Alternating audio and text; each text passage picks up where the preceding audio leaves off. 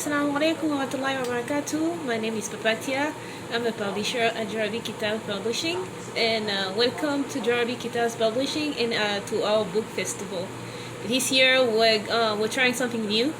Nobody, there probably won't be festival outside because of the virus and everything that's going on right now, and the sanitary issues and everything. But at least we can still meet online, digitally, and Alhamdulillah, you're tuning in, and so happy festival to you. Welcome to Djarabi Kitab Publishing again, and I hope that you learn new tips, new authors, new writers, and we're happy that all of you are tuning in. The bookworms, the writers, the authors, the illustrators, all the other artists, and we hope that you learn something new, something unique insights, and that you participate in listening to the videos and then participate in the games. We will have questions. We'll have like cookbooks, insight. So we'll share unique recipes. So we pretty much have like a wide range of authors joining us today. So like if you want to be a self-help authors, we'll have those in. If you're a thriller writer, we have those also. So we have like pretty much a little bit of every genre, every author from every genre pretty much in the mix, inshallah. So we hope that you learn new things, that you win good prizes after you listen to our videos and we ask you questions, inshallah. So thank you so much for joining us, and we're happy that you bookworms and writers are supporting us. Thank you for everything that you do, by supporting us and by sharing our works, buying our works. May Allah bless this event and purify our intention, and we hope that it's also the beginning of something new. We hope that we have, it's the beginning of many more virtual book fests to come, inshallah. So thank you for tuning in and happy festival. Assalamu alaikum.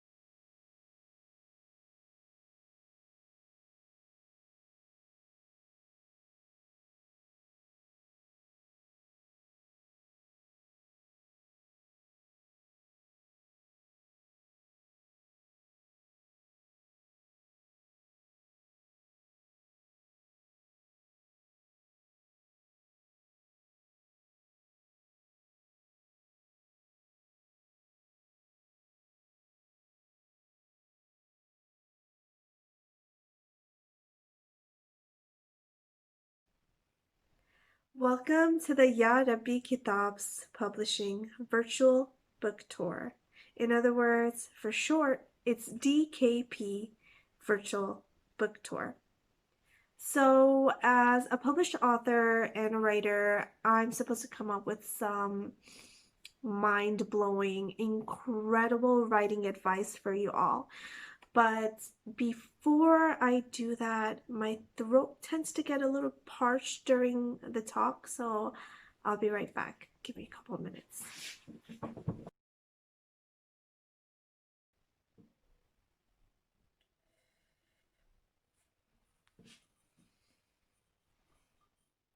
Oh, right. Sorry, excuse me. Back to the mind-blowing, incredible advice I have for you guys today. And oh man, I have been looking for this book everywhere. I can't believe it's been here the entire time.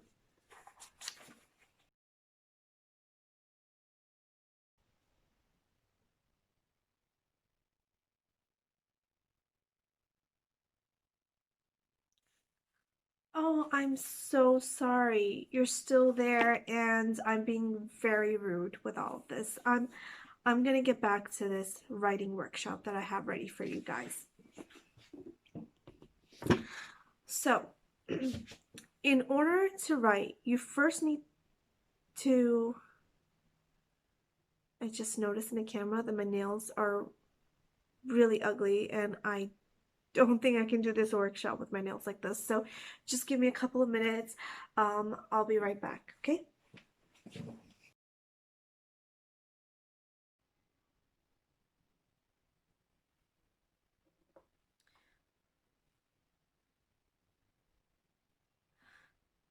Much better. As you can see, I am a pro at procrastination.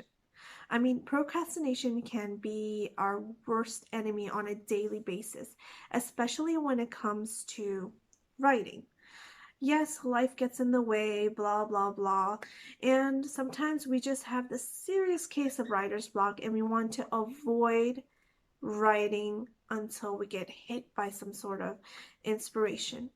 But I have 5 steps for you to battle procrastination and harness that motivation you need in order to write, write, write.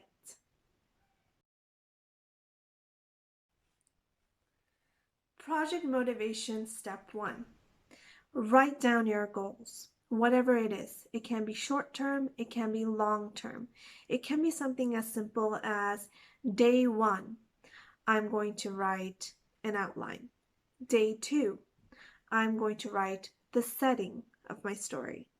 Whatever it is, write it down and stick it somewhere where you can see within your writing space. You can stick it on the wall, stick it on your desk. I have mine written on the computer and it just pops up on my desktop as soon as I open my computer. And that really helps me stay focused and it really does motivate.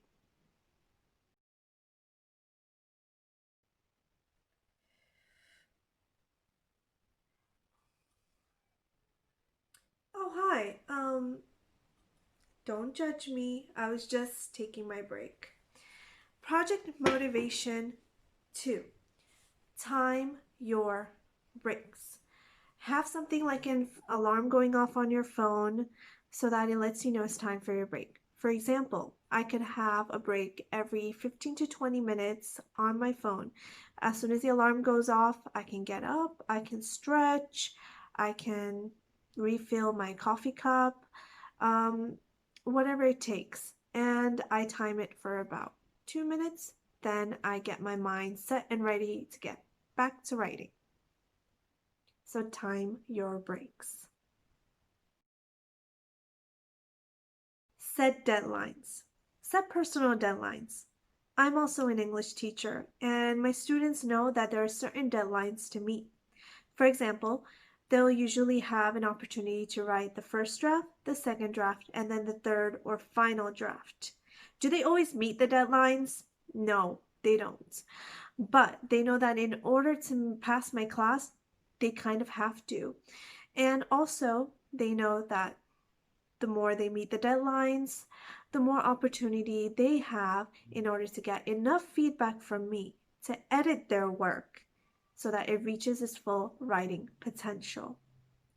So, set a personal deadline. For example, if you want to write about 15 chapters, and your goal is to write 1 chapter a week, you can do that. You can write 1 chapter a week, and within a span of about 15 weeks, you'll be done with your first draft of your novel, um, nonfiction, whatever it is that you're writing. So set personal deadlines. It's really going to help you stay on track.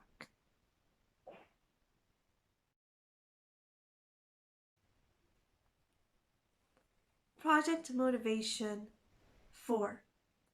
Plan, plan, plan. It can be an outline, a list of events. It can be a plot diagram. It can even be a voice recording you've done on your phone of what you want each chapter to entail. You can even write the characters' names, their qualities, how they look, whatever it is. Planning is so important before you start to write. So don't worry about what your first catchy, engaging, enticing line is going to be in your book or your story. Worry more about how you're going to organize it first.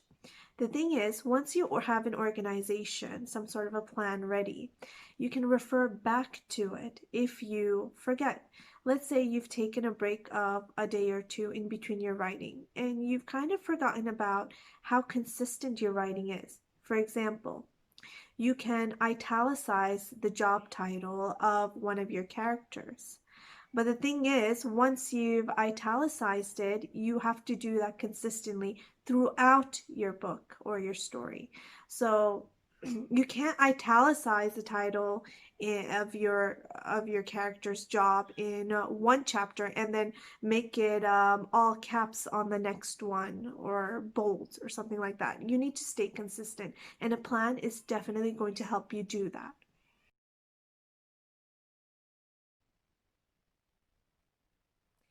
Project Motivation 5. Have fun. I mean, you're about to do something that you love, something that you're passionate about. So it's really important that you're smiling throughout the process, that you're relaxed. And a way to relax is to just have fun about it. Just know that it's okay to make mistakes. And happy writing. Happy festival.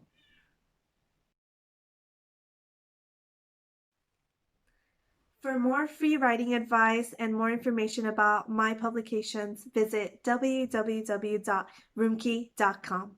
Thank you.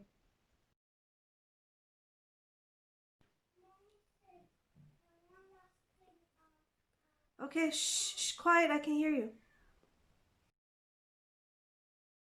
For more free writing advice,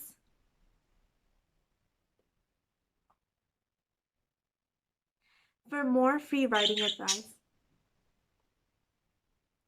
for more free writing advice, visit www.roomkey.com.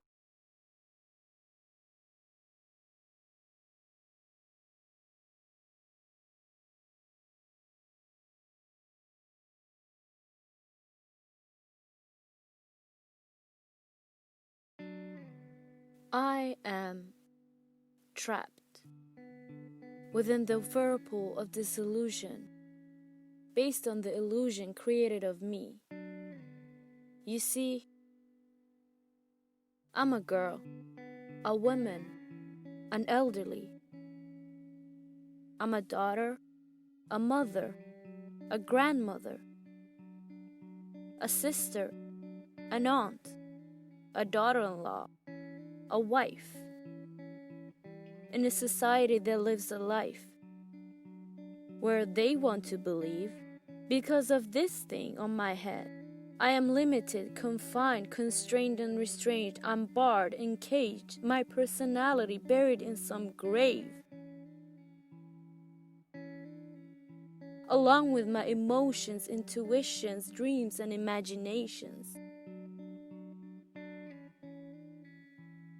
Yet, I see clearly the bigger picture.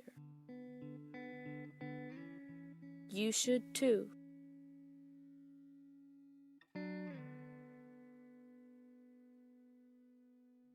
I'm eloquent, elegant, intelligent, and creative. I'm a student, a teacher, a lawyer, an engineer, a doctor, an artist, an author, a poet.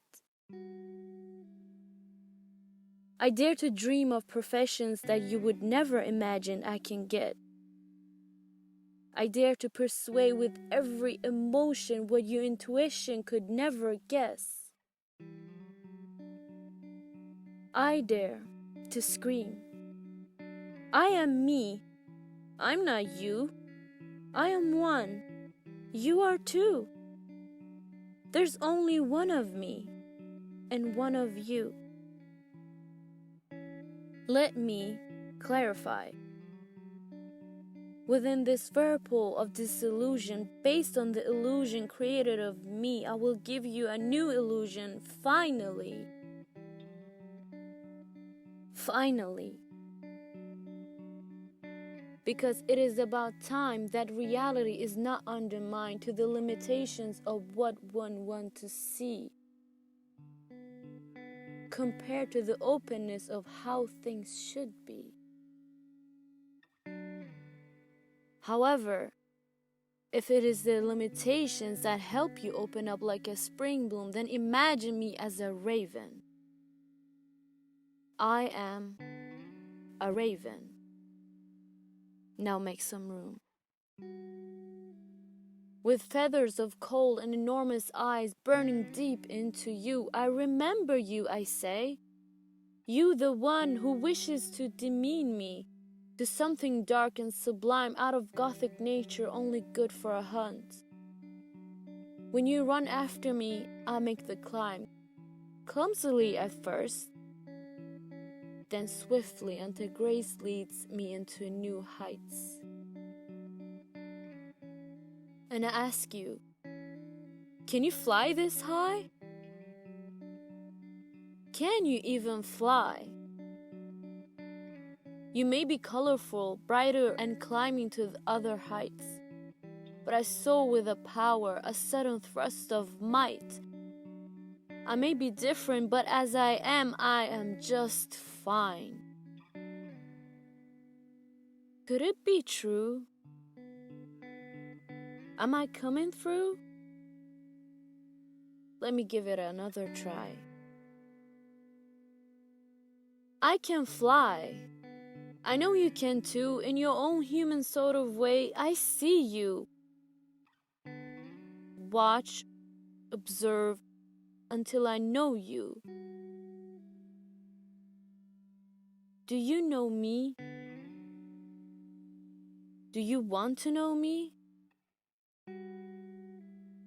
Now, can you see that I'm a human being?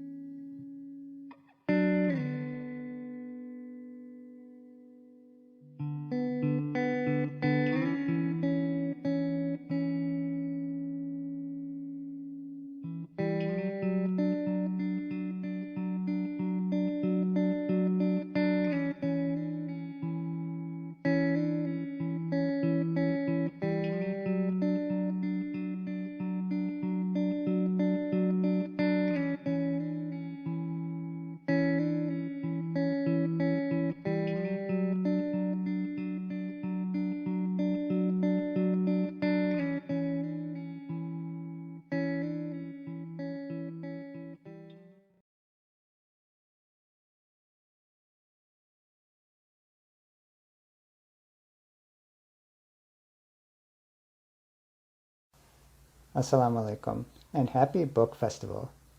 My name is Farhan Khalid and I've written a few books now. I've always enjoyed writing, and part of that is because I'm an introvert and I find writing to be an effective form of communication. I also enjoy it as a form of creative outlet. On top of that, it was always on my bucket list to write a book, and alhamdulillah, I finally did. The first book I wrote is called Open the Door to a Wealthier Life. And this is a book on personal finances and investing in a halal manner, because there's no barakah if you invest otherwise. And it talks about money management and even buying real estate. The next book I wrote is called Ultimate Beast, Ultimate Battle. And this is a book about tiger conservation. I discuss the different subspecies of tigers, what's causing their decline, and what can be done about it.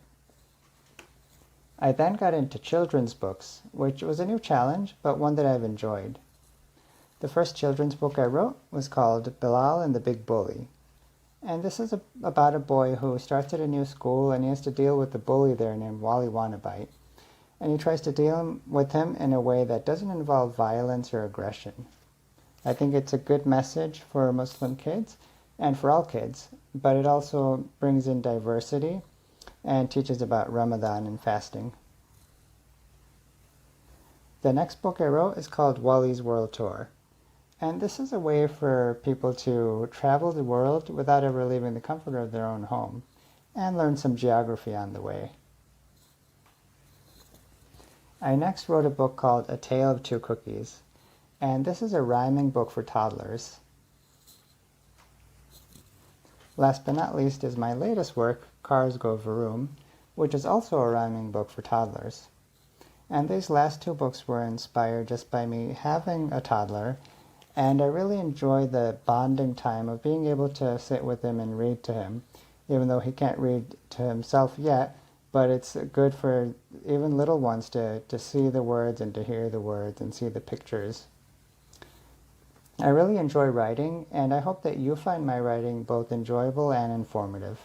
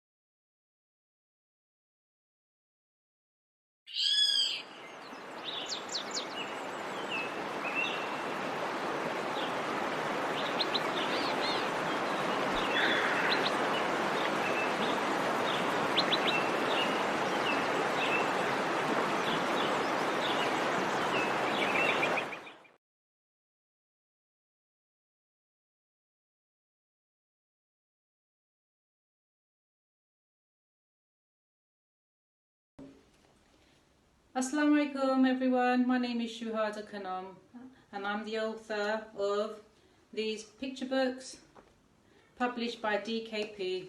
Welcome to the book festival. Today I'll be reading one of these books. Let's do Who Could I Be? So this is illustrated by Jessica Gibson. Who could I be? Allah made me black and yellow, and I make sweet runny honey. I fly to flowers high and low, and buzz round when it is sunny. Who could I be?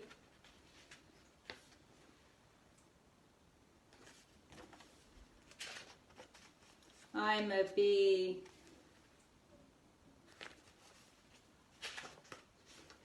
Allah made me very hairy, and I swing from tree to tree. I have a tail that is curly, and ripe bananas are for me. Who could I be? I'm a monkey. Allah made me extremely long, and I have scales that overlap. I hang on my tail as I am strong, and I might coil up when I nap. Who could I be? I'm a snake. Allah made me very spiny, and my beady eyes are quite small. My little black nose is shiny, and I curl up into a ball. Who could I be?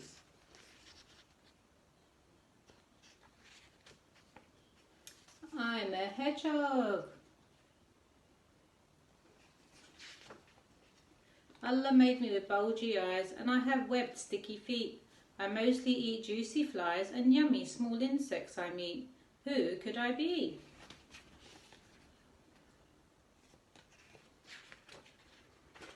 I'm a frog.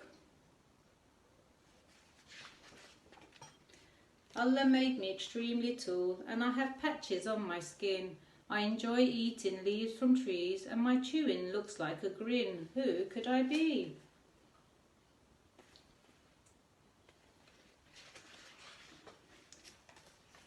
I'm a giraffe.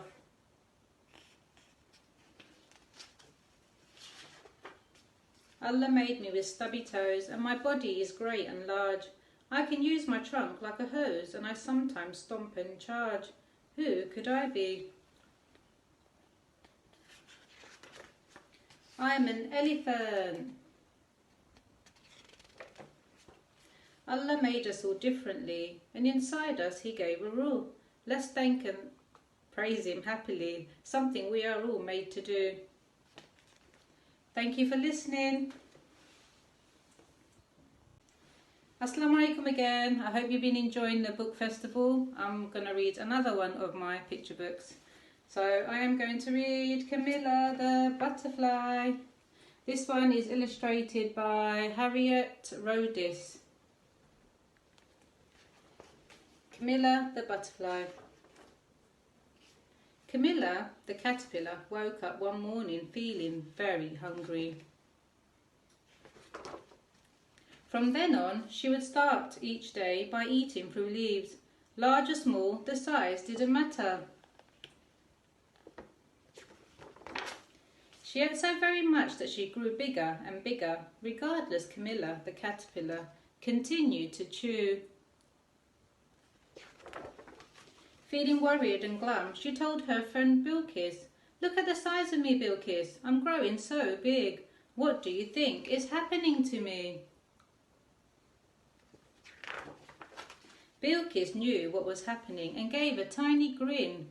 "Don't worry, it's okay," she said. "You'll be flying in a while." "Flying in a while?" Camilla said, scratching her head. "I'm a caterpillar and I certainly don't fly."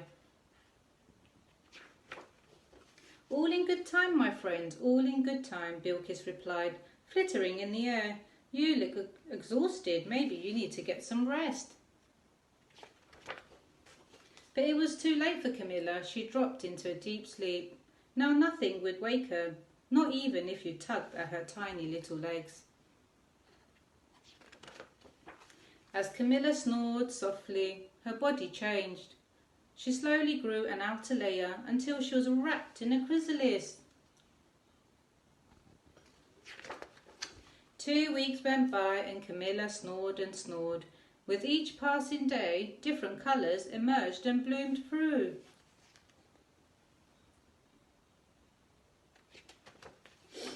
Then one day she rose her sleepy head and went pop out of the chrysalis. She tried to stretch and noticed something very strange. "Bilkis," she gasped, "come quickly. Something's happened to me." Bilkis hurried to Camilla and smiled when she saw her friend. "MashaAllah, I have such colourful wings," Camilla said, fluttering her new wings. "Allah made us all in different shapes, sizes and colours, and along the way we are given beautiful surprises."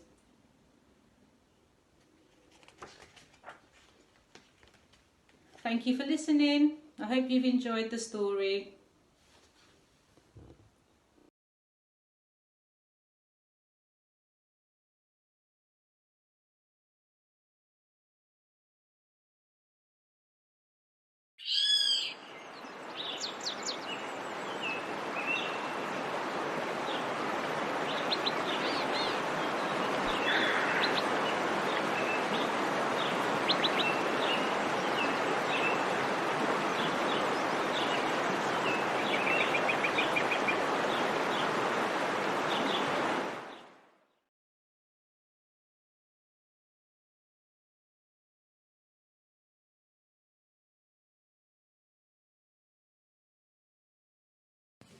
Alaikum. Hi, I'm Farah Saman, author of the Moon of Masara Mystery Series. I've written 3 books in the series so far. The first one is The Moon of Masara. The second one is The Sign of the Scorpion. And the third one is The Hour of the Oryx. I'm presently working on my 4th book in the series entitled Beneath the Crimson Circle. I've chosen to write in the mystery genre because I just love mysteries. I've been reading them from a young age and I still do. I wish to draw readers into my story hook, line, and sinker from the get-go. I like to create intrigue and suspense to keep my readers at the edge of their seats and to keep them guessing what happens from one page to the next. I enjoy throwing in a healthy sprinkling of red herrings and numerous twists and turns. And last of all, I need my readers eager to know how my books end as much as they need their next breath. Now I'm going to read an excerpt from my third book, The Year of the Oryx, so please stay with me.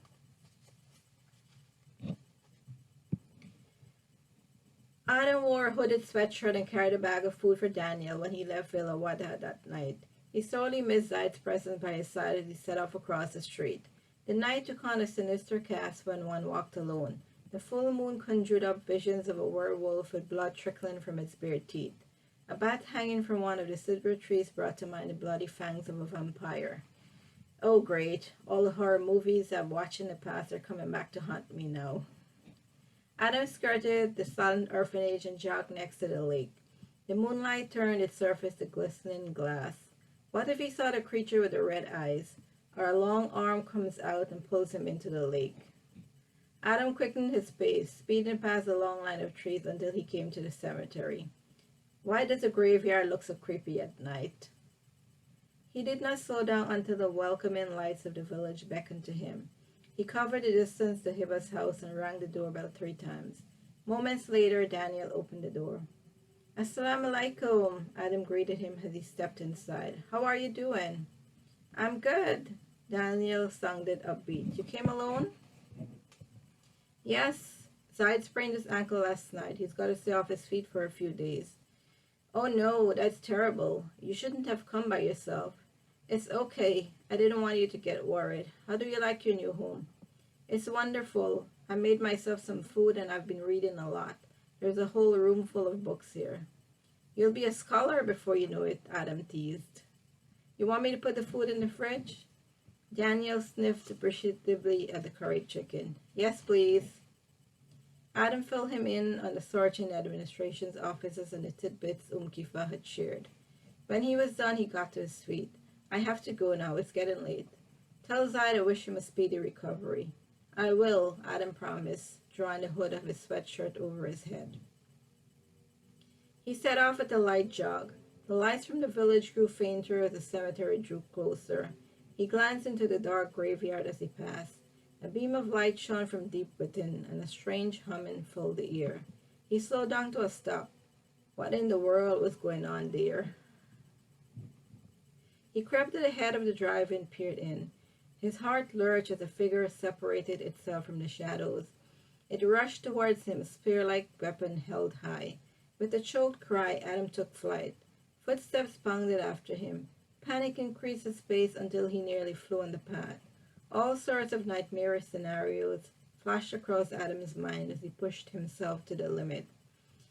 Afterwards, he would wonder how he had been able to move with such great speed without tripping or losing his balance on the uneven ground. But at that moment, his only thought was to outrun that ghastly apparition chasing him. He did not stop until he entered the shelter of the trees at the side of the orphanage. There were no other sounds besides his harsh, gasping breaths. The malefactor who had pursued him must have given up the chase. Leaning against a massive trunk, Adam filled his burning lungs with air and massaged a painful stitch in his side. The next moment, he yelled in fright as hands grabbed him around the neck. Thank you for watching my presentation. Have a happy book festival.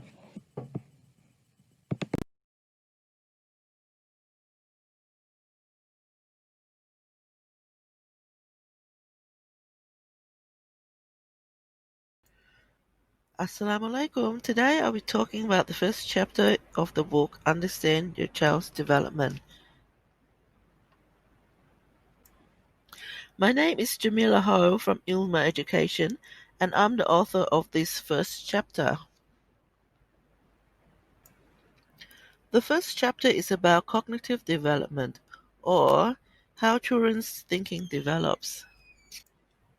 From birth to 2 years of age, children use their senses to learn.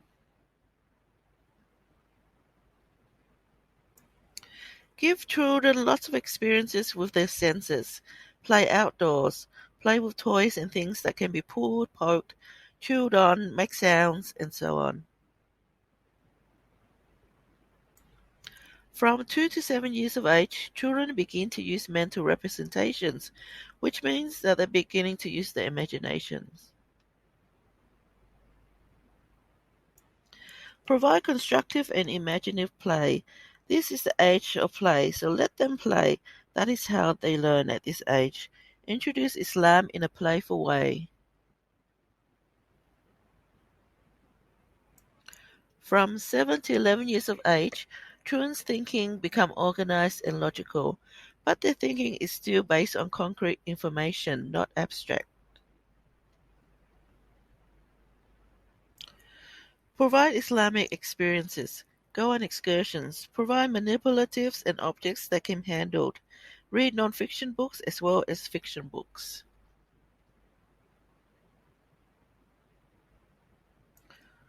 From 11 years of age and onwards, adolescents can think abstractly and logically.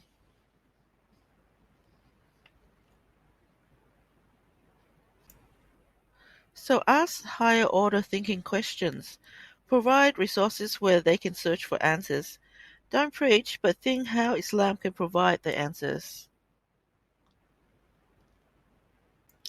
That's one section of Chapter 1. For more details, be sure to get the book.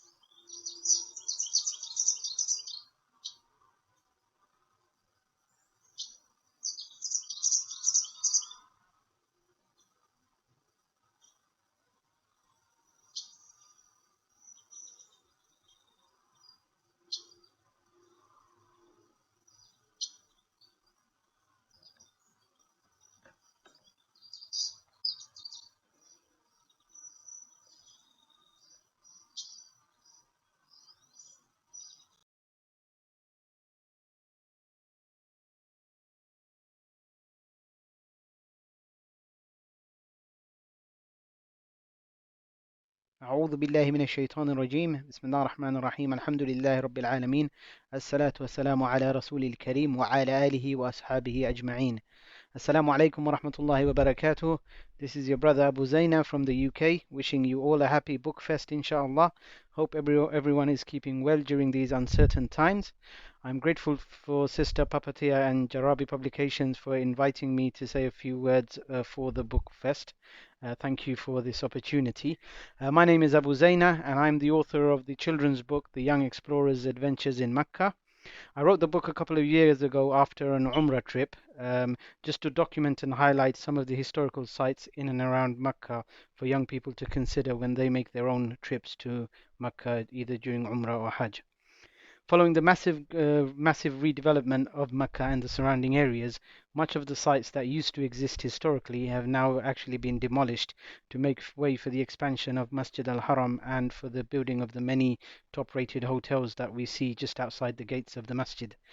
And so because of this, places that you used to be able to see, like the house of HIJJAH radiallahu anha, where the Prophet sallallahu alaihi wasallam spent many of his younger life, or the house of Arqam, or Dar al-Arqam as it's known, and the houses of many other companions that used to be previously marked out either via a masjid, the small masjid that would have been placed in a location, or some other marker. All of those have now gone because the expansion of Masjid al-Haram and all of the hotels surrounding it have kind of taken over those areas. Luckily for us, there are still books and phone apps around that have documented the locations of these historical sites, and so you can still actually go to the places and see where these places used to be. So you can go out just outside the gates of Masjid al-Haram, and although it's all kind of marble tiles now, you can actually go to the location where the house of Khadija used to be, or you can go to the location where the Prophet ﷺ was born. You could go to the location where Abu Bakr's house used to be, or where Dar al-Arqam used to be, or where many of the historical houses and other places used to be. But as I said, because of the mass redevelopment of the area, all of those places have now been completely demolished and are pretty much out of sight. So by writing this book, what I wanted to do was to make these sites accessible to the young reader so that they can appreciate the rich history associated with the city of Mecca. There are obviously books available for older people and adults, but there wasn't nothing in the market for a younger reader or the younger generation. So I wanted to fill that gap, inshallah, by providing this service. It's a great shame that the authorities in Mecca and Saudi Arabia have not done a lot more to preserve and mark the locations of these blessed places. We in the West have plaques and markers placed on buildings to show what was here before, or the historical figures that either lived or worked in certain locations, or historical events that took place in certain places. So for instance, here in the UK, in central London, if you're walking by and a particular historical event or a particular historical figure happened to have lived in a place, or had passed by a place, or had done something significant in a place, you'd see a kind of marker saying here such and such a person lived here, or such and such an event took place here, or such and such a thing happened here back in the historical times. See, Mecca, they could have done exactly the same thing. There are plenty of great scholars in Mecca who have the knowledge and the expertise to mark out exactly the locations of these historical sites. Should the authorities have wished, then they could have used this knowledge to put markers and plaques in place to mark such places, so that visitors to the places could see and appreciate the early Islamic events that took place there. But unfortunately, for whatever reason, they haven't done that. So it's for people like us to alert the kind of masses to the fact that these locations did exist previously, and they were marked out previously by the kind of historical authorities that were in Mecca. But due to the recent redevelopment, all of that has pretty much now gone. So, in terms of myself, I am a full-time development manager by profession, and therefore publishing a book wasn't really my expertise or my field of knowledge. But it's something I wanted to do, just as I say, just to provide for the younger reader an opportunity to kind of know about these places, and also be able to kind of locate them when they go to Mecca. In terms of publishing, this is the very first book that I've published. There are many kind of different avenues that one can take should you be interested in publishing your own writings. You can give your work to a publisher to see if they will take it on, or you can go the self-publishing route, which is the route that I chose because A, I wanted to be in control of the process, but B, I also wanted to keep the costs down.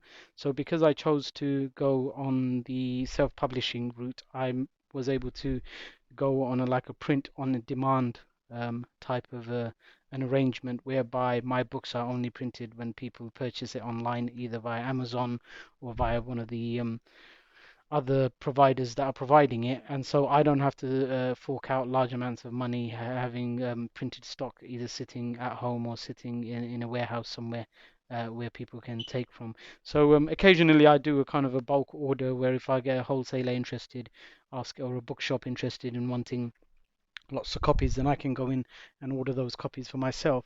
But generally speaking, there's a company called Blurb that I've used, and they deal with the kind of the printing and shipping element of the book. I was helped along the way on this book by many kind people who have volunteered their time and work and assisted me through their artwork and their photography of the historical sites. The back pages of the book have credits to all the artists that and the photographers that helped me out, all of whom provided me their work free of charge. So, I'm very grateful to them, and I pray that Allah subhanahu wa ta'ala blesses them all and rewards them with a high reward for that. And I'd also like to, thank my wife for her unwavering commitment and support during the publishing process, and my daughter at the time, who was the actual inspiration behind the book, and the names of the characters of the book are actually named after her as well. So, I mean, it's not something that I've done for profit, so it's a not for profit endeavor on my part. I'm not taking any profit from it. Any money that does come out of it will be used to produce the book 2 that I'm working on, which is going to be the Young Explorers Adventures in Medina, or inshallah other not-for-profit projects that we've got going, like the Good Deeds app, that inshallah we'll hope to release in due course, and other projects that we're kind of involved with. So inshallah, as we say, part 2, Young Explorers Adventures in Medina, is currently in production, and we hope to release that as soon as we can. But having a full-time job and a young family, it's actually quite difficult to kind of get round to writing and finishing it off. But inshallah, we're almost there with that. And then please, by all means, go and check out some of our other projects and some of the other stuff that we're doing. For instance, we're doing a HIJJAH videoathlon, which Sister Papatia and others are involved in, whereby people will be sharing their stories from the book that we've written, but also their own Dhul Hijjah and Hajj stories with people. So check that out. Check out our social media pages, so where we can be found on the at Islamopedia tag.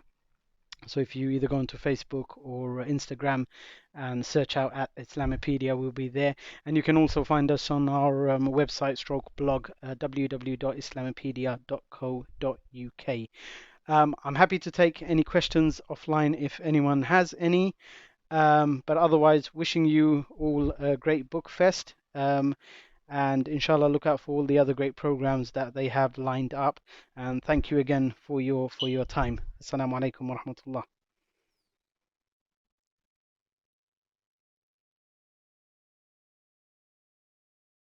Assalamu alaikum again. I'll be reading another one of my children's books. I have chosen Imagine. And this one is illustrated by Faiza Benauda and Vicky Amrullah.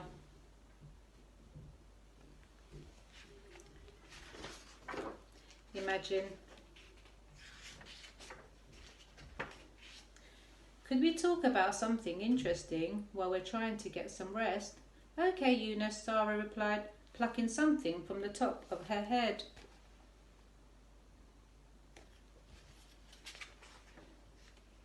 Could you imagine if animals went wild?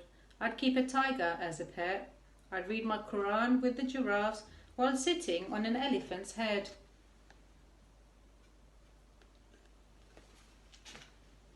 Could you imagine if Tosby beads were sparkling jewels? I'd collect emeralds, rubies and pearls. I would try and do dhikr as much as I can and hope I get reward for being a good girl.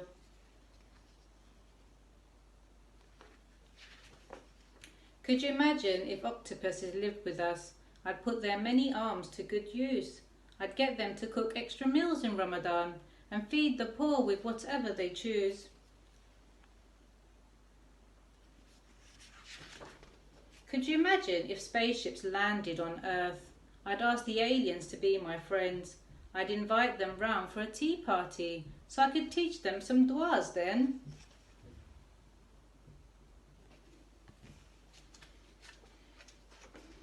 Could you imagine if dinosaurs still existed? I'd like to see them roar and stomp. I'd take them to places special to me, like my masjid, school and bookshop. Could you imagine if I were an engineer? I'd make talking robots from scratch. I'd post them out to kids in orphanages so they'll say Happy Eid and flash.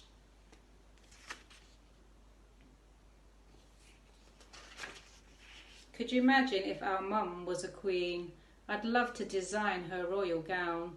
I'd spin around sprinkling petals before her feet even touched the ground.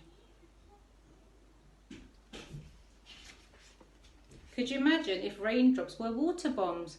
I'd spring around catching a few. I'd chase and dash them at our siblings and secretly splash our parents too. Could you imagine if I had my own iPad? I'd download all the Muslim apps I like. I'd go through them on my screen time and keep the apps our parents think are all right. Could you imagine if cars were the shape of camels? I'd sit on a hump on the roof. I'd wave to all the passers-by and say, Assalamu alaikum.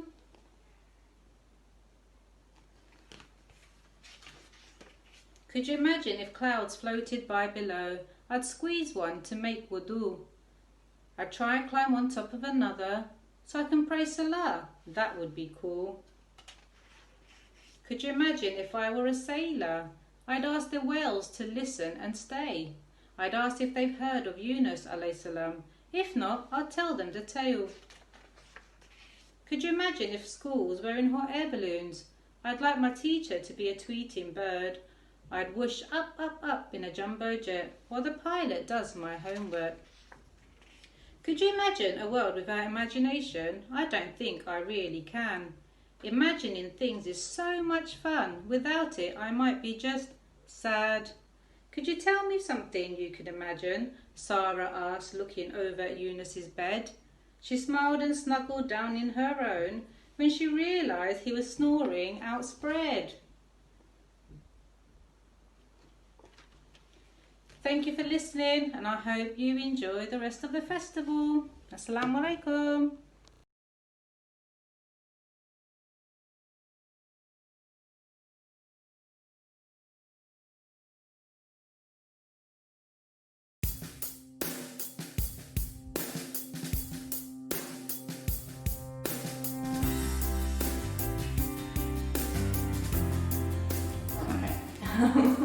So we're ready whenever you are. So my name is Mindy Johnston. I grew up in Orange County, Virginia, which is like a little sort of farming town in the middle of nowhere. I always loved writing, and I've also always loved cooking. So I started working on a cookbook. So for several years I worked on developing recipes for the cookbook, and then along the way I ended up converting to Islam. And then I found that I had all these recipes that were basically useless because they were full of like pork and alcohol and things like that I couldn't eat anymore. So I was like, well, what do? Do I just dump all of these recipes? And I was like, no, I can change them and make them halal. Yeah, there's a whole section in the book that's going over food substitutions. So if you find a recipe online and you really like the sound of it, but it's got wine in it or it's got bacon in it, what you can use as a substitute for those things and still, make the same recipe and have it taste really good, but not have wrong ingredients in it.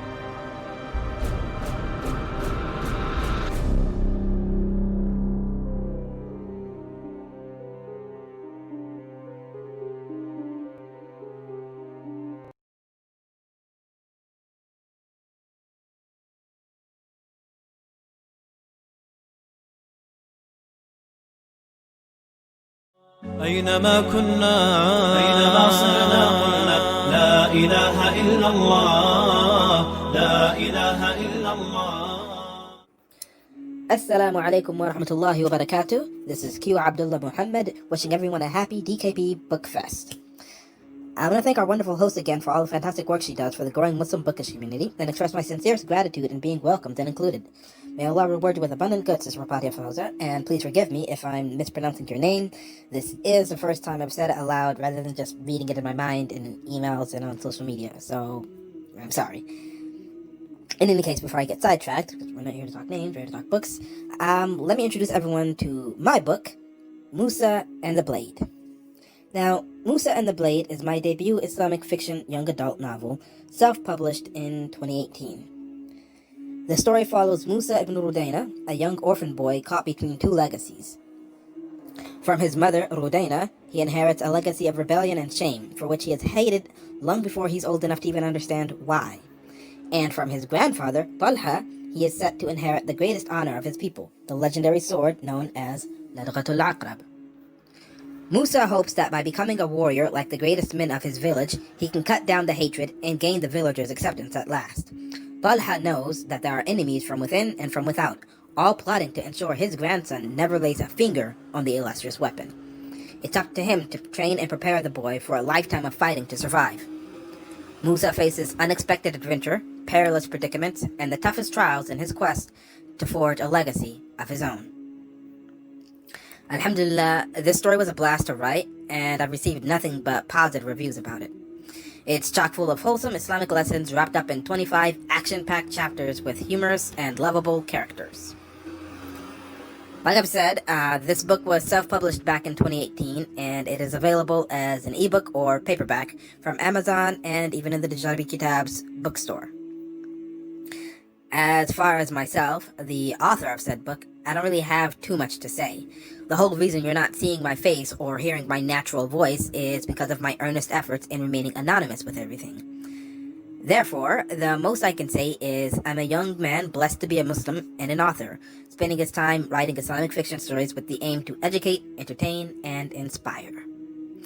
If my stories can make a positive impact in the world of books, to help a Muslim reader like myself, young or old, feel seen and represented, and know that there are people out there who care to tell and show our stories, to write about unapologetic Muslims living their lives, having their adventures, and holding to their faith, then I'm pleased. If even an ounce from the beauty of Islam can be shared in these words to inspire others, Muslim or not, to be better, to believe and do better in life, then my mission is accomplished. My goal is achieved. Personally, my experiences in publishing are very limited at the moment, so I haven't got much to say there. I'm still working to build a network and connect with fellow Muslim authors and readers. I grew up yearning for such things, never seeing myself or people like me in the hundreds of books I would consume. Now, alhamdulillah, we're at least starting to see a shift there, as more and more Muslims are picking up pens and crafting excellent tales of excitement and wonder for the world to read. This past Ramadan, I got to play the role of a supporter in the Ramadan Readathon over on Twitter, giving away a few copies of my book for selected winners. And in that, someone actually pointed something out to me. She said that I was one of the few Muslim guys to even be participating. Originally, she actually said I was the only one, but we found out that there were a few others. But still, it dawned on me in that moment how few Muslim male authors are actually out there writing Muslim or Islamic fiction books. I'll be honest, that's actually been one of the few issues I struggled with while writing and making my way into this publishing thing. Just wondering, was it really for me? Did I really belong there? I didn't really see any other Muslim guys writing or reading things like I did, fiction and everything. And I didn't have a network of connections with fellow authors and supporters to rely on for motivation and mutual appreciation. Alhamdulillah, I now have a few online friends and some supportive sisters, but I still have to ask, brothers, where are you at? We need everybody's perspective in this realm of fiction. There are a lot of voices that need to be heard, a lot of stories that need to be told, many different Islamic elements to impart into this matter. And with more of us, and I mean more of everyone, brothers and sisters, young and old, across very different genres, writing and reading and supporting Muslim-authored fiction, we can really make an impact here. Show that there is a place for us in the world of books, that the Muslim readers do belong and should be able to see and read about characters who look and believe and live like them across a multitude of genres and themes, as I've said before. But I think I'm getting a little sidetracked, so I'm going to stop there. But just on that note, I would love to open up a discussion about this at some point in the future, inshallah. Back to my experiences in publishing, I'd say my longest running issue, something that cannot be overstated, is networking and promotion, especially being self-published. It takes a lot of time and effort, and personally, I know sometimes sending out those tweets and messages and advertising here and there feels pushy and awkward, but it is something that needs to be done. Building connections and getting yourself, and more importantly, getting your story known. Because my story is pretty much unheard of by anyone, even in the Muslim side of the bookish community online. And I have to remind myself to put in the effort and reach out to try to get my book on all those lists of Muslim stories and my name amongst the Muslim authors lists. Trying to participate in events and do giveaways and promotions and overall just link myself in where I fit. That's where I'm at right now, and I feel like obtaining an audience for the story is almost as important as writing the story itself. Obviously, you can write for yourself, and I'm not talking about pursuing fame or anything from being an author, but as far as gaining a readership and getting your story to be read, marketing is definitely a huge aspect of it, and it can really make or break it all for someone. That's something that I wish I had looked more into before I just jumped straight into self-publishing. And because you're really, when you're self-publishing, if you don't have the connections and everything, you're really kind of going at it all on your own. Not just the writing and the editing and everything, but promoting. And it just really takes a lot to stay on task and really try to get things out there. But I feel like I'm going to pass the time limit here, so I'm going to wrap this up right here. That's been my personal experience. But yeah, that's all I can say on that. Once again, I want to say thank you to Sister Papadia for all the excellent work from the Djarabi Kitabs. Happy DKP Book Fest, everyone. Sorry for messing up the name. And yeah, don't forget to check out Musa and the Blade. Follow me on Twitter and on my blog, Notepad Nomad. And I hope to see you all in my next discussion video. Assalamu alaikum wa rahmatullahi wa barakatuh. أينما كنا أينما صرنا لا إله إلا الله لا إله إلا الله لا إله إلا الله لا إله إلا الله.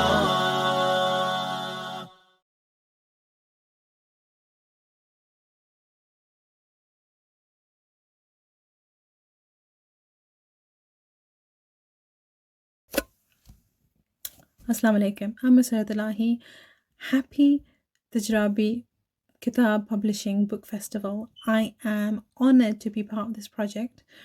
I am an author, mindset coach, TV host, and also an award-winning inspirational speaker. I have been kindly asked to be speaking on this amazing book festival to let you guys know my experiences of how it feels to be publishing. Well, actually, I'm a self-published author. I've not been gone through an original publisher before, but I've had the honor of writing a few articles, and I would like to share my experience. Actually, I have recently released a book which is called Your Story with Musat. It has over 71 stories in here of inspirational stories from around the world, from different sort of backgrounds, and it has literally every problem that you could possibly think of. The beauty of this book is, mashallah, it has every single problem, like I've just mentioned, be it fertility, divorce, marriage, having the issues of being able to get married, even up to being possessed, the issues that mothers go through. Obviously it's an emotional time being a mother, especially mothers of autistic children, how they've coped and how they've seen life in a different way, and it just gives you some beautiful lessons. There's even stories in here of people who were almost who were paralyzed, and when doctors said you won't be living anymore, you won't be able to walk again, and they have proved the phenomenal.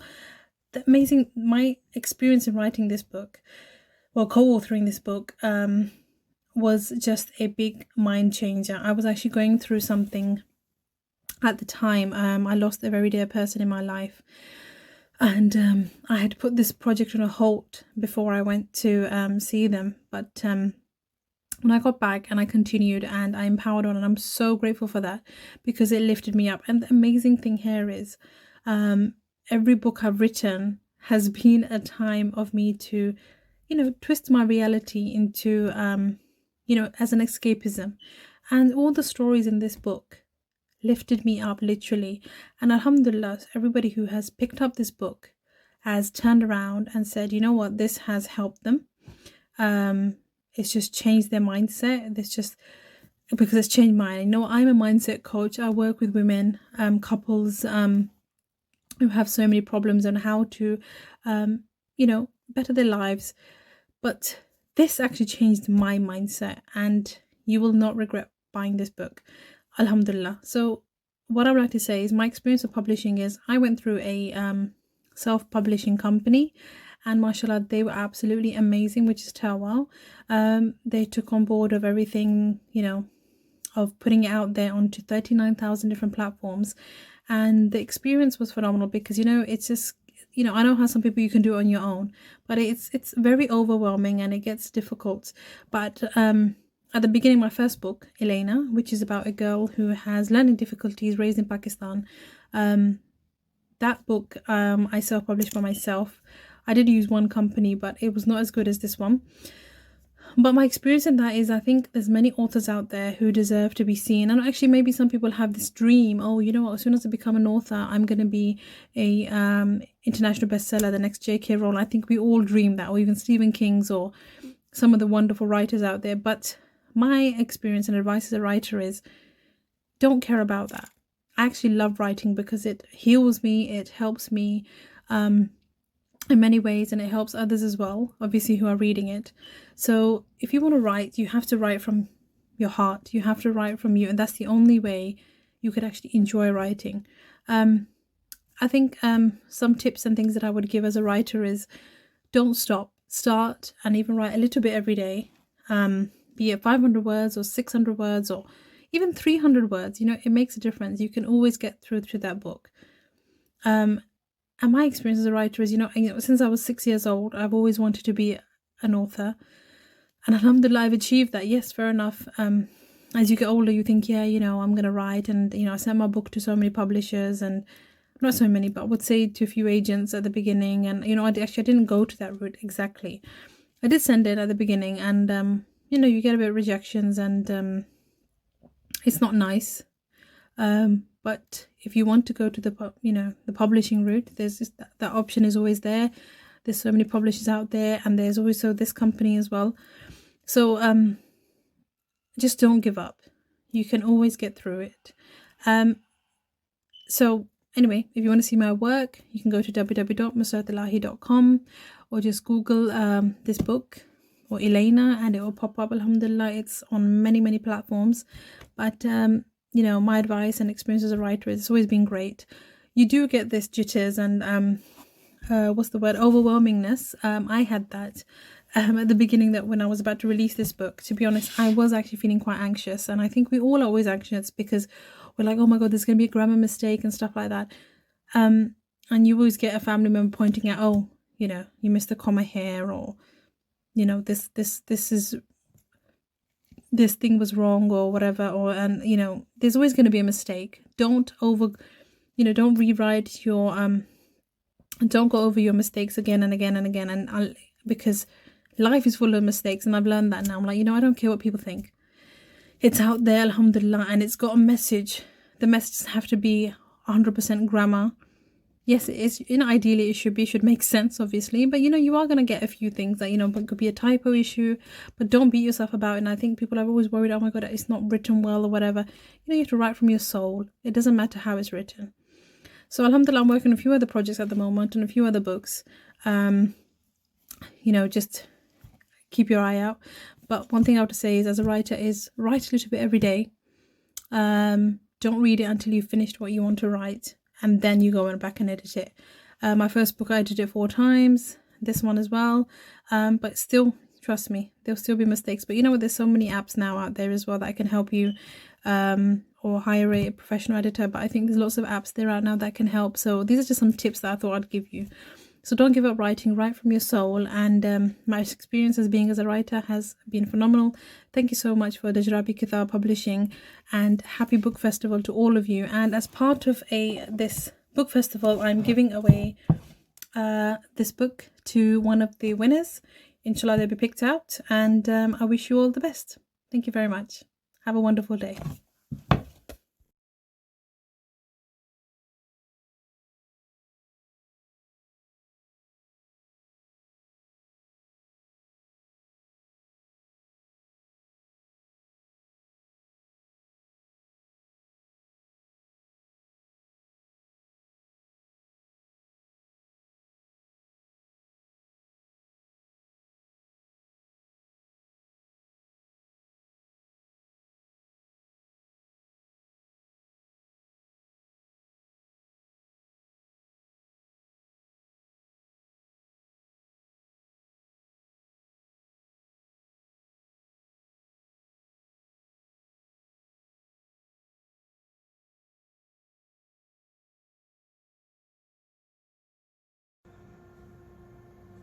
Assalamu alaikum. I'm Teresa Corbin. I'm the author of The New Muslims Field Guide with co-author Kayla Umdayo. And I'm the author of the Islamic Adult Coloring Book. And welcome to DKP's virtual book festival and book fair. We're so happy to have you. Please look out for your chance to win prizes and the free downloadables. I think they have some bookmarks and other goodies. So today I'm here to talk to you about my books.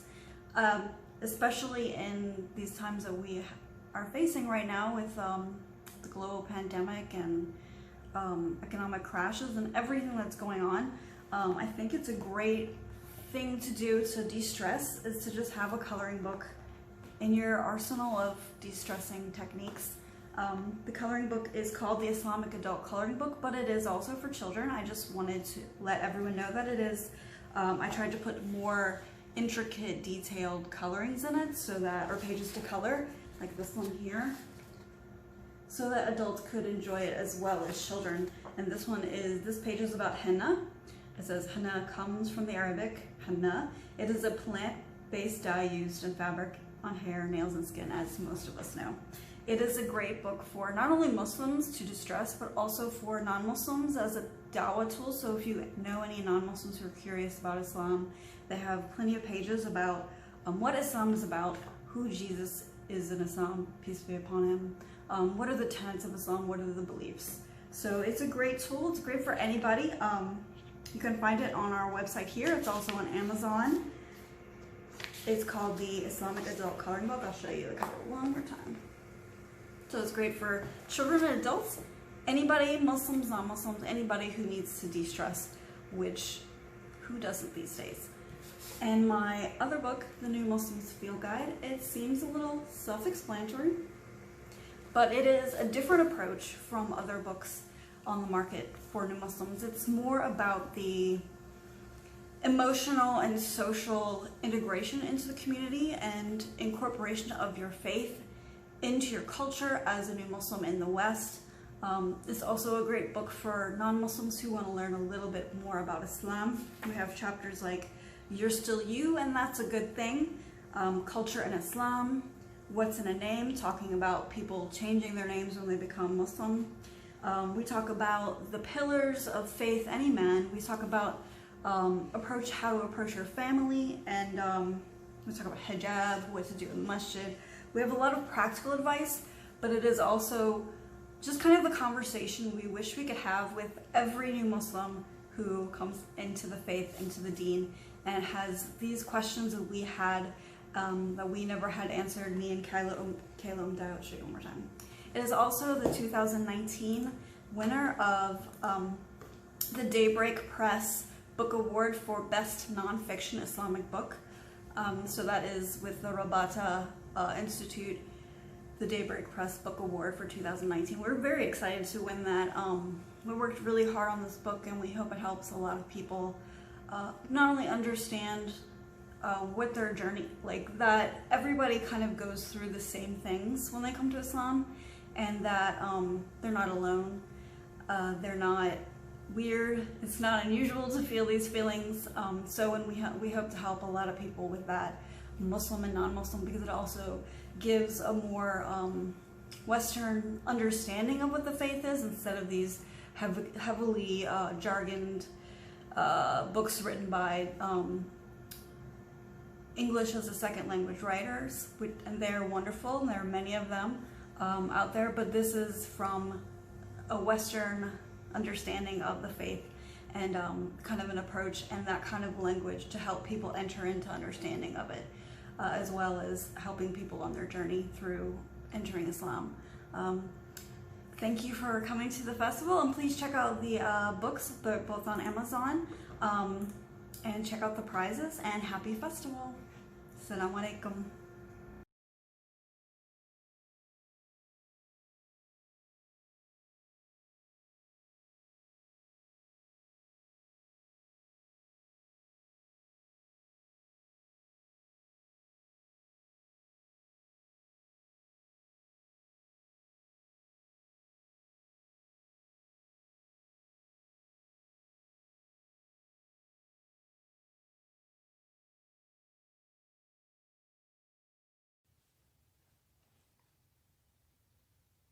Bismillah, wa salatu wa salamu ala rasulillah wa ala alihi wa sahbihi wa man wala. Assalamu alaikum. My name is Ahmed Phillips, and I'm a writer and illustrator of the Muslims comic and cartoon series. So I graduated in animation many years ago, and that's my qualification for making cartoons and comics. As a kid, I always drew cartoons. As a kid, really in Saudi Arabia, I watched a lot of cartoons. I watched Captain Majid, and there was another one called Rajul Hadidi. I don't remember the original Japanese name, but Captain Majid, the original name was Captain Tsubasa, and it's actually still being done right now. Like, there's still new episodes or movies and video games. I mean, I'm not, watching it, of course, but it just shows the popularity. Drawing was a hobby of mine. I think it's a hobby of almost all kids. I could be wrong, but it seems a lot of kids like to draw when they're young.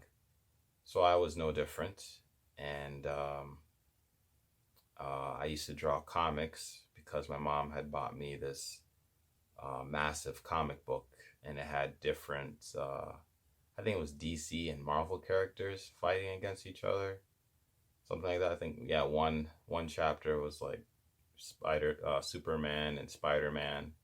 I think another one was like Batman and the Hulk, and so on. I enjoyed it, of course. Yeah, and then as I got older, I discovered other cartoons and comics. So I started watching Pokemon, Digimon, Dragon Ball Z. I can say those are probably the most influential when I was young, especially Dragon Ball Z. I started making my own Dragon Ball Z, like characters fighting each other in a comic, and I had, multiple notebooks filled with just, those comics. As time passed, I did more comics with my own characters, my own storylines. Yeah, so I went to school to do animation after high school. While I was in school near the end, I became more religious, and so I realized, going to Pixar or Disney wasn't really an option, since the cartoons they make are un-Islamic, and the ethics they teach are also un-Islamic. So I decided I needed to go to a Muslim country and work at an animation, Muslim animation studio. But unfortunately, there weren't any in that country. And I went to some neighboring countries, but they had studios, But they weren't Islamic. They had haram aspects to it. And I wanted to stay 100% Islamic because, this would be my career, my profession. I don't want any haram in my profession. I don't want, my money to be haram. So, and then my brothers suggested, or actually they told me to do a crowdfund campaign to raise the money to make a cartoon. And I knew I couldn't make a whole cartoon series. So I thought, I'll just make one episode, and inshallah, some studios will want to pick it up, or TV stations will want to pick it up, and so on. So that's how I made my first episode of The Muslims cartoon series. Doing that cartoon was a full-time effort. I spent 6 months full-time, 10 hours every day, no days off, just to do that one cartoon, 9-minute cartoon. Like I said, making cartoons is not a single person job. It's multiple people. So it's not really possible for me to do it alone, which is why and how I switched over to making books. In the process of making that one episode, I had thought of many, many other episodes and had written them down a long Google Doc. So I just started turning those stories into comics instead. So currently I have 8 different stories that are out, and they're available on Amazon, alhamdulillah. And you can find links to them at my website, www.themuslimscomic.com. Why did I want to make books? Why did I want to make cartoons? And why like Muslim cartoons? Why not just, Pixar? Why not Frozen? Why not just make a mainstream cartoon or books? So the thing is that growing up, I watched a lot of cartoons and I read a lot of books. And the thing is that, of course, I enjoyed it. But the thing is, as an adult, looking back, I can see that there's a lot of danger. There's a lot of, there's shirk in comics. Like, for example, in Dragon Ball Z, he fights gods, and wins. Yeah. So that's already pretty messed up. And in other cartoons, of course, there's like the ethics that they teach is wrong. They teach like the ends justify the means, and they teach about free mixing, and depending on what cartoons you watch, there's even worse stuff. There's like dating and all sorts of stuff. So, and magic and all sorts of stuff. So I thought, I don't want my kids watching that. I would like an alternative. And all the other kids in the world, don't they deserve an alternative? Why don't Muslims have an alternative? Of course, we do have many cartoons. Unfortunately, they're not, especially at that time, there weren't really any cartoons when I made the first episode of The Muslims. There were a few, but they weren't great quality. I wanted to make something of significant quality, TV quality. So I tried my best. Of course, I don't think I made it there, but I tried my best, alhamdulillah. So that was the motivation to do the cartoons.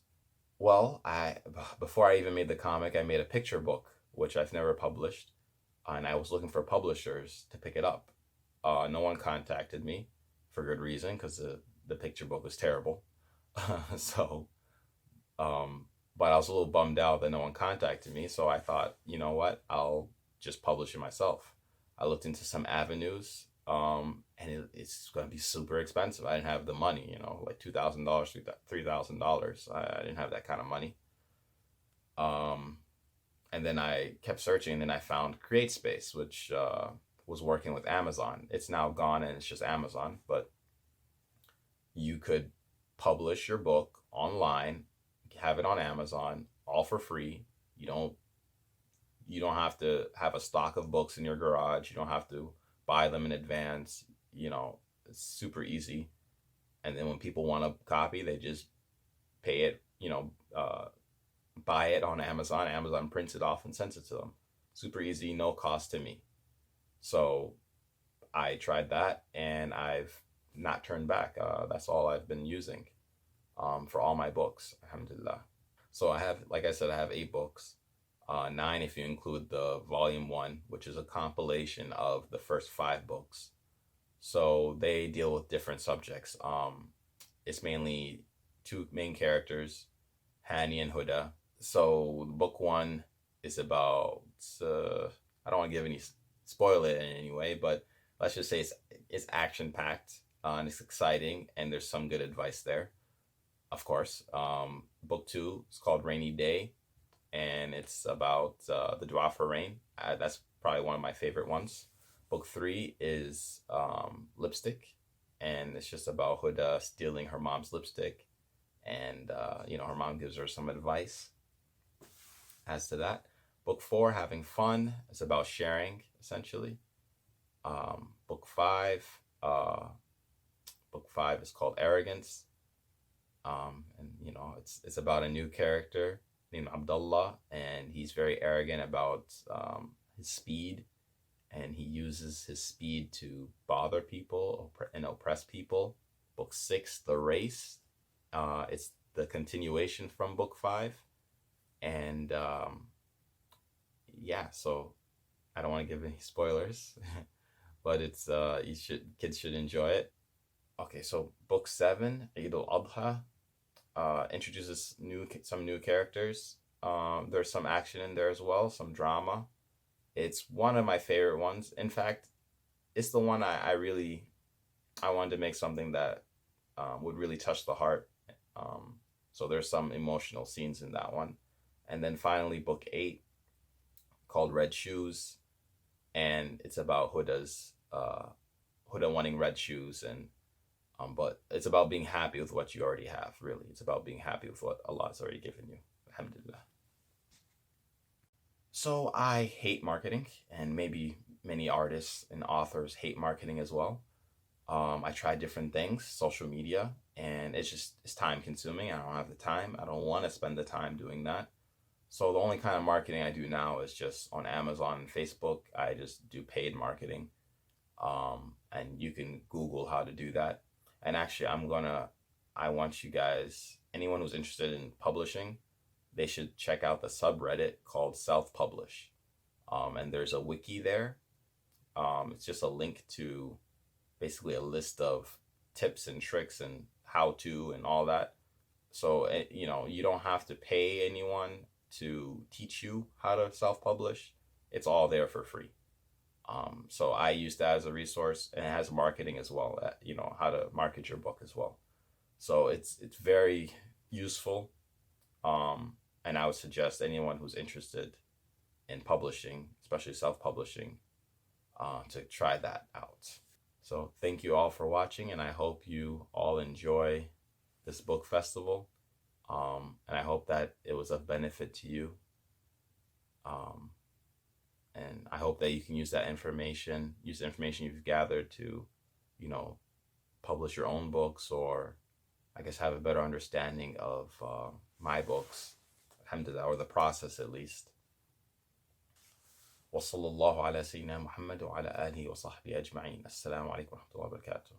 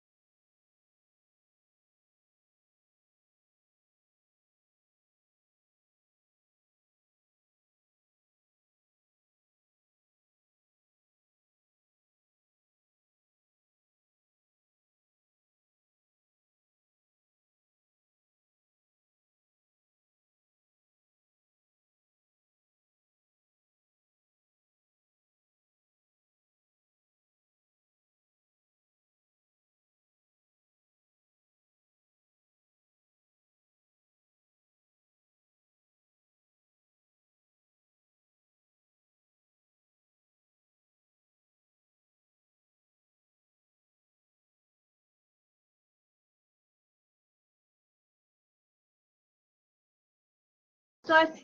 Assalamu alaikum, everyone. Thank you for coming. I'm Papatia. I'm a publisher, and we have author Yasmin Igala. We have sister Shumaisa Faruqi, who's also an author. And Sarah cannot make it. Oh, we have a guest, and Shuhada is here. Shuhada, welcome, Shuhada. Yeah, so we have Sarah cannot come in, but we can still have this panel ask the questions, and then ask if our audience can, have any questions for us. So we'll start. So, welcome to the festival. And today we're going to be talking about book publishing and writing and everything. So the first question, I'm going to go, who wants to go first? Oh, I can just pick one person. I'll just pick one person. Okay, so the first question is, why did you choose to write in your genre of writing? So what was so good about it? What are the positives of you choosing the genre that you chose to write your book in? So I'm going to open the floor. Whoever wants to start can start. Who wants to go first? Can you hear me? Yes, we can hear you. Okay, so I'll go. Yasmin, what about you? So why did you choose writing a children's book instead of any other, genre? So I chose writing for children because I'm a mother of 3 young children. So when I had my children, I love reading. I always have done. And when I was young, and I remember getting lost in stories, but although I was born Muslim, I didn't really know many Muslim children's books. So when I had my children, I really wanted to kind of teach them about Islam in a fun way. And although there were some good books out there, I felt like there wasn't enough about something positive. So my book is called Treasures of Jannah, and I really want to talk about in a way that was engaging to the children in an age appropriate way. So that's what really pushed me to write for children. So yeah, that's it really. It's my own personal experience in having children. That's good. Thank you for sharing. What about you, Sister Shumaisa? What made you decide to write a self-help book versus any other type of books out there? What made you choose this genre? Yeah, Papatia. Actually, I had always been, inclined towards writing non-fictional work or reading also. First my interest was only non-fictional work. I never, never got any interest in reading, novels and all that. So, and I believe that reading and writing the factual information is the need of today's society even more than ever before. I think that because we need to present the information and that is authentic to the public, to the people, so that they know about our religion especially, and to follow the teachings of Islam especially. In my case, that is what I want to aim towards in writing. Yeah, that's good. So pretty much you're writing what's there, what's authentic, and people can make their own decision. Exactly. Yeah. SubhanAllah. Yeah, That's good. That's good. Okay, so me, I'm a romance writer. Sometimes I like to entertain. We have to do 5 before 5. So I like writing in romance because romance is not just about romance. They bring a lot of if you read any romance book, they bring also social issues in those books, like teenage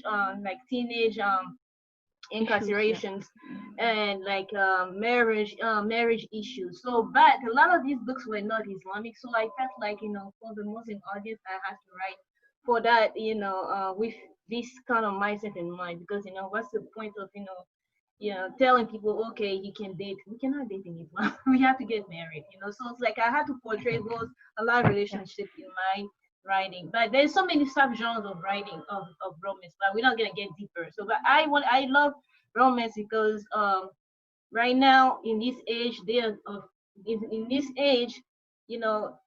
having non-halal relationships are so pushed on people. This is what is advertised out there. A lot of people feel like I'm a little liberal. I'm not really liberal. I'm very conservative as a person. If people really know me, they'll know that I'm very conservative as a person. But so that is what pushed me to write in romance. So, but since Sarah is not here, I'll still share answers after. So I don't know. Shohada, do you have any question for us about this question before I move to the next one?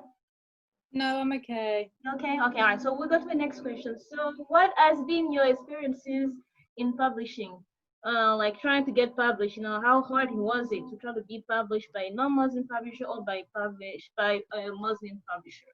So I'll go to Shumaisa.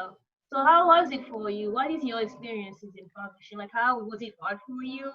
Was it easy? Did you get a lot of rejection? You know, was it fairly? You know, tell us your experience. If you don't mind. Yeah, it was not easy, I would say, but I was never, hopeless or like that. Okay, I won't be able to get my book published or that, like that. I used to send my manuscript to many, publishers, big names also. But then they replied also. They said that we have this, this kind of matter. Maybe they're having books, good books with them. Sometimes they don't accept the manuscript because they already have those topics covered with them. No, so that is why. But in my case, I was this was the first book that I got published from a Muslima publisher. In fact, I would say. I got introduced to her through Muslima Writers Alliance through social media, and she asked me for the manuscript. And when I sent her, she liked it. She said, "I'm ready to publish it." And it was my first experience. I was overjoyed, no doubt. And actually, I was praying since 2002, and it got published in 2014. And this was my dream, actually. Yeah, Subhanallah. And this was my dream that I write such a book which tells the reader how to start the day and then carry on with the daily uh, routine, and then the life events as we progress towards uh, the end of life. I would say like that. And the biggest thing in that is performing Hajj, and before that propagating the teachings of Islam. So this is all is covered in this one book only, and I can say that it is brief. It needs more work, and inshallah in future I can think about revising it also. I hope so. Inshallah. So but the very first book was an anthology. Some of my poems were published in that. Muslima Speaks. The title is The Muslima Speaks. Oh yes, I seen that. I seen that. Yeah, in that. And then this solo work was done by Mindworks Publishing, and this was my first book. Alhamdulillah. Yeah. 2002, subhanallah. That's when I first came to the US. That's like 18 years ago. Yeah, it's a dua come true, I would say. Yes, sometimes we rush through a lot of things, but Allah takes his time. When the time is right. I even have a diary entry, I even have a diary entry with that date, and I was surprised to see it, Yeah. I feel like because we republished the book, I feel like, I was ready. The book came, like, I seen the book before, but I decided to publish a book at the time of my life where I arrived. Allah thought I was grown enough to publish that book. You understand what I'm saying? Like, we all grow for our faith. Okay. Like, I arrived at a point where I feel like, you know what? This is a book I want to acquire next. You understand what I'm saying? That's how I felt when I decided to publish the book. May Allah make it easy. May Allah be pleased with us. Ameen. Yeah. So what about you? I'm gonna mute you, Sister Shumaisa, and then I'm gonna put sure. Right. Okay, so Sister Yasmin, we're back to you. So what has been your experience with publishing in both aspects, mainstream and Muslim? Please share. I didn't really think about publishing until I'd written my story and I got to illustrate. Then I was like, oh, I have to get it published. And I did approach some not mainstream publishers, but Muslim publishers. I didn't get much of a response, and to be honest, I didn't fear. So I got to learn about self-publishing. I'd spoken to some other authors about self-publishing, and then I just decided to go down that route. So I haven't really got a lot of experience with publishers. Yeah. Well, it's always a good thing when you when you're uncharted territory. You understand? Like me, I always wanted to publish stuff, but I never really seen a lot of queries. You understand? Like, I was working. Like, my co-worker, her and I started as accountants in corporate America, and she told me her husband, she's a mix. She's like American and Persian, and I thought she was just, Middle Eastern. She don't know my husband is American and he publishes people, he helps people. So that's how I got introduced into publishing. So it was fairly easy, even though I've been meaning to publish books since I was 15 years old or something like that. You understand? So it's like I was in over my 20s. So her husband showed me a lot of things, and then I did my own research and but because also going the mainstream is good because they have all the capital to publish you. But because I didn't have that, I had at least my accounting my accounting background that can help me finance such a project. So publishing has been easy for me. I prayed and I made a lot of dua, and that facilitated it for me.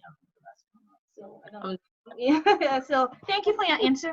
I'm gonna ask Shuhada before we move to the next question if she has anything. Let me see. I think I unmuted somebody else. Okay. Shuhada, do you have any question? No, I'm okay. I'm just listening in. Okay, fine. Go. So we're gonna keep going. We'll keep going then. So okay. Yeah. Okay. So the next question is about her books. So I think on this one I'm gonna go with Yasmin about her books since we talked to Sister Shumaisa recently. So okay, Sister Yasmin, tell us about your book. About Treasure of Jannah, please, and other works that you have, please. Okay, so my only published book at the moment is Treasures of Jannah, and basically it's a children's storybook aimed at children between 3 and 8, and really it's it's a picture book full of colors and pictures, really about a grandma, so twins, a boy and a girl, Hannah and Adam, who visit their grandma, and basically their grandma tells them about this wonderful place called Jannah. And really the story kind of uses Islamic principles and tells them about the afterlife in a very fun way to get the children excited. So once they're told about Jannah, they talk about all the things they want to do. So anything from, I don't know, racing friendly lions to lying on the clouds and touch the stars.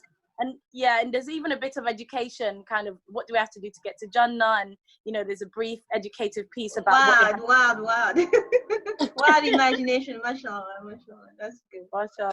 Yeah. That's good. I'm sure they had a lot of fun telling you what they want. So that's good. Thank you. What about you? Okay, for Shumaisa, we should start a book about being productive in Islam, but let me tell her to. Okay. Okay. Shumaisa, you already told us about your self-help book you wrote in 2002, but besides, so tell us more about the book. Tell us more about your book. Your other works, like you said, you have poems and stuff like that. Yeah. Yes. So first it was in the anthology only. Yes, a few of my poems were published. But since my high school days, I've been writing poems till now. So I thought of making a collection in the form of a book. And I just recently, uploaded it on Kindle, and also in the print form. I've, uploaded it. So inshallah, I'm hoping that they will, process it and it will be ready for buying and reading, inshallah ta'ala. So what do the poem deals about? Like what do you talk about in the poem? Like is it like life, love, marriage? Yeah. Actually, I've titled it Just for You, a gift of wisdom and love. Okay. And I've dedicated it to my husband. Are there like inspirational quotes or stuff like that, or like but it's it's like gradually a girl develops her a maturity and the thoughts, the changes in her thoughts, and then they become more deeper, and now she's like connected to her faith more than before. And then wisdom. You can see you can see that connection in her poems, and the way her thoughts change, and writes about everything, about life, about afterlife and all that. So inshallah, I hope you guys get to read that collection, and inshallah I hope that you like it. You can find it on Amazon and Kindle soon, inshallah, after it's processed. Yeah. I want to ask you one more question about the self-help book. So, like when you wrote, when you compiled Everyday Islam, like you have to go, like like through like did you have to go through the Sirah of the Prophet Muhammad Sallallahu Alaihi Wasallam to like write everything, like okay, this is the duha that you have to say in the morning, or this is what are the events that the Prophet like tell us a little bit more about those, like when you wrote the self-help book, like did you have to go through like many books of Sirah or just one, or what did you like? How did you do that? No, actually, Alhamdulillah, I've been very fortunate in this regard because in my house also, it was a practice that we did most of the things in the manner the Prophet ﷺ used to do, like my grandmother and my, mother also. And then, it comes naturally in your habits.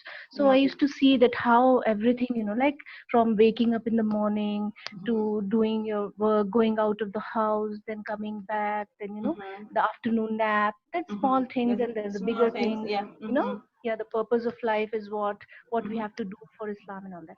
And the good thing was that I was, inshallah, I will tell you about that also in detail if you like, about my studies in Quran and Hadith. I've been in the institute since 2011 until date. In Delhi? No, in Jeddah. In Jeddah. Oh, in Jeddah. Okay. That's right. That's what you mean. So I've been studying the tafsir, the meanings, and the commentary on the Quran. So that helped me a lot, And but before that, because this book is quite, it is in 2002 that I, decided to write it. So. We can't hear it anymore. Something happened.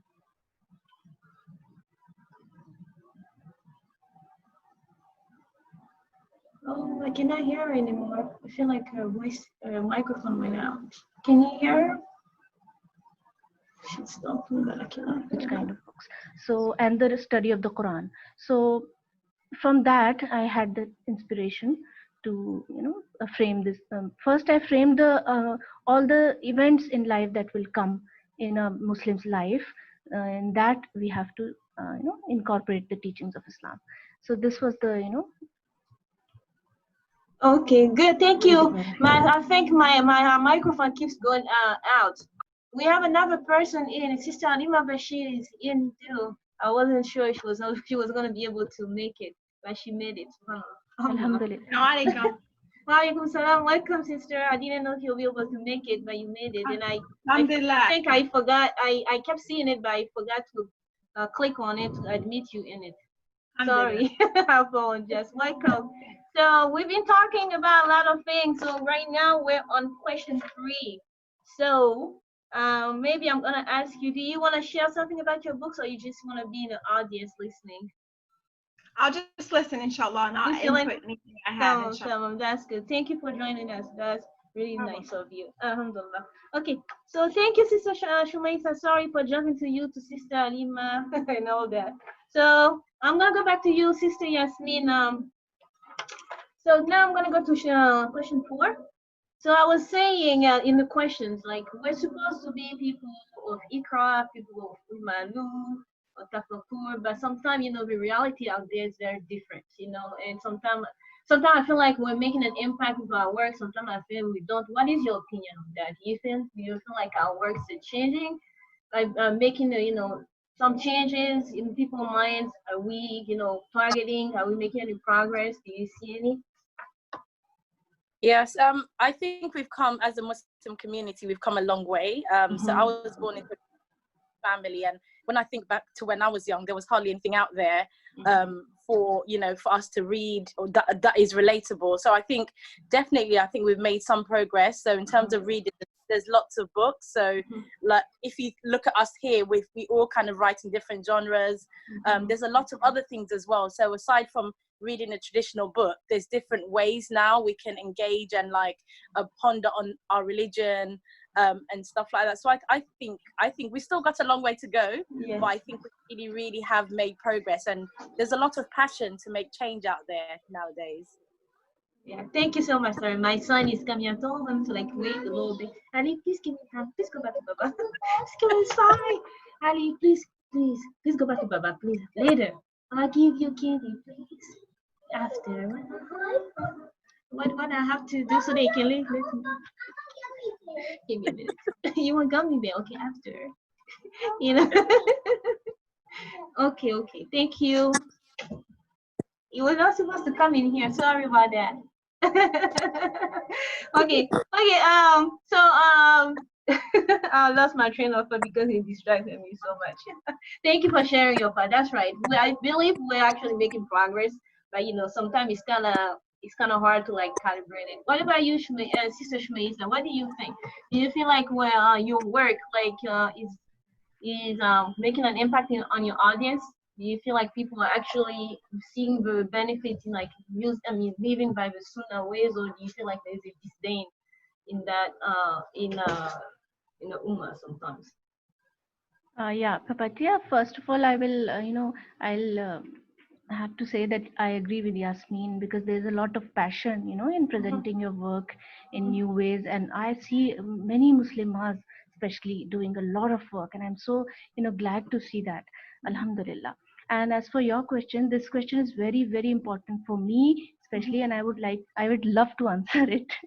Please go ahead. Yeah, because this is what I had in mind when I was compiling the draft of my book, Everyday Islam, because it basically talks about that only, implementing the knowledge, right? All that we read and learn, it needs to be implemented in our practical lives. Otherwise, whatever we learn, we gather so much of knowledge and information, it's useless until and unless we have it in our, actions. Yes. So in our practical life, especially, and more so because when it comes to Islamic teachings, you just, of course, you're a Muslim, you're a good Muslim, but when you practice more and more of Islamic teachings, it is a great source of peace and immense reward. And I hope, because Islam is like spreading, alhamdulillah, and people are coming towards it also, and they are, eager to learn more about this religion. And the main aim of my writing this book is to present to the readers the fact that every moment can be lived in a way that pleases Allah. And it presents to the readers the easy ways, that can be implemented, and the manners that can be, that can be made a habit in our lives, and the duas, small duas that can be, we can learn them and implement them in our daily lives.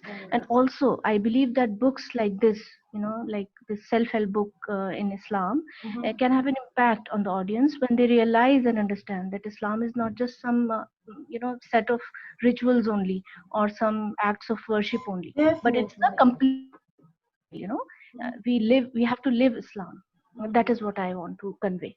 And inshallah, I hope that because it is practical, so I hope that people will like it and try to implement small things in their daily life. Inshallah. Inshallah.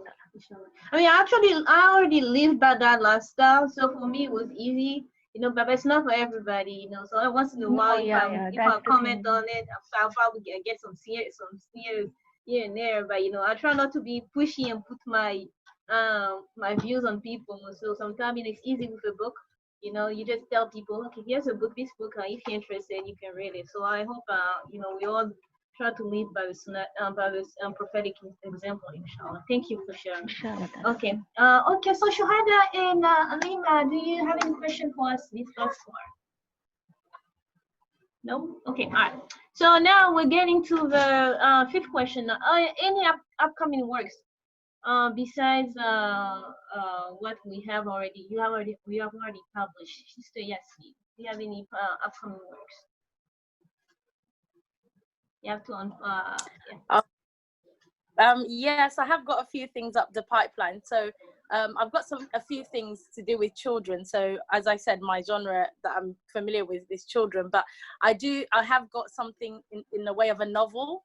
So it's going to be about identity, and the fact that even as somebody that's born into a Muslim family, like you said, Sister Shumaisa, sometimes you don't always live in an Islamic life. So just the transition of transitioning from being a non-practicing Muslim to a practicing Muslim. So yeah, some things in the pipeline. So that's a novel. It's like a young adult novel? Yes, young adult novel. Oh, okay, that's good. So I think Shumaisa already published something. So by me, I think I'm publishing I want to publish a thriller next time. It's a little weird. Yeah, it's a little weird. So it's uncharted territory. Normally I do romance and young adults, but the thriller is a little different. But yeah, but it's about this girl. Like sometimes she's a little bit like a lot of my characters have a pieces of me. But she starts a little really non-religious, and then she makes her way to that lifestyle where she's like, oh, I was very oblivious, I'm supposed to be in this way. But anyway, so we're back to it's about the same thing. You're doing young adult, I'm doing more adult, target. Yeah. Thank you for sharing. Okay, so what advice would you give to new writers? That's the last question before we go to question, and then inshallah we'll go on down to final notes. Sister Shumesa, you want to start on this one? Do you have any? So, what advice would you give to new writers if they want to start in this industry? What advice would you give to new writers? Yeah, I've a lot of experience in getting things published and sending to so many publishers, but never losing hope and always praying to Allah, and never stopping in my passion of writing, be it poetry or like this work. And before that, I would also like to tell you, you were asking about upcoming works. So I am, because a student of Noble Quran and Hadith since many years, I have wished that I do research on human nature in the light of these the teachings of the Quran and Hadith. So inshallah I'll just think about it also in some near future. So are you memorizing Quran right now? How close are you to finishing? Some part of it. Yeah, we did the last juz, 30th juz, and then inshallah I hope that we'll be doing 29 juz also.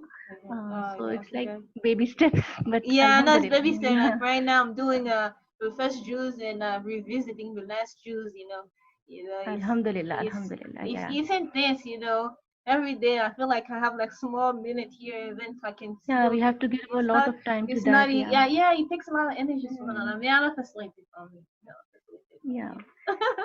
My sister Yasmin, what what advice do you have for new writers?